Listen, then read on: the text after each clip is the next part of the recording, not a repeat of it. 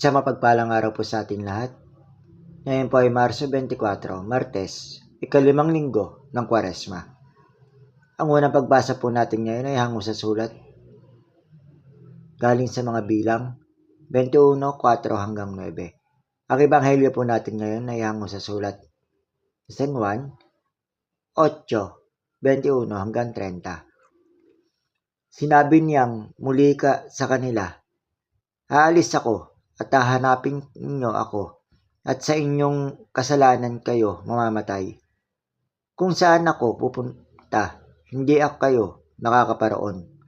Kaya sinabi ng mga Hudyo, magpapakamatay kaya siya. Kaya niya sinasabing, kung saan ako pupunta, hindi ako kayo makakaparoon.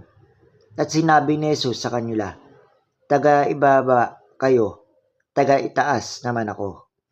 Taga-mundong ito kayo, hindi ako taga-mundong ito. Kaya sinabi ko sa inyo na sa inyong mga kasalanan kayo mamamatay. Sa inyong mga kasalanan nga kayo mamamatay. Kung hindi kayo maniniwala ako sa iya. At sinabi nila sa kanya, sino ba ka ba? Sinabi naman sa kanila ni Jesus, ba't pa kaya ako nangungusap sa inyo? Marami akong masasabi at mahukuman tungkol sa inyo. Totoo nga ang nagpadala sa akin at ang narinig ko mula sa kanya. Ang mga ito ang sinasabi ko sa mundo. Hindi nila maintindihan na ang Ama ang tinutukoy niya. At sinabi ni Jesus, kapag itinaas niyo ang anak ng tao, maintindihan ninyo ako.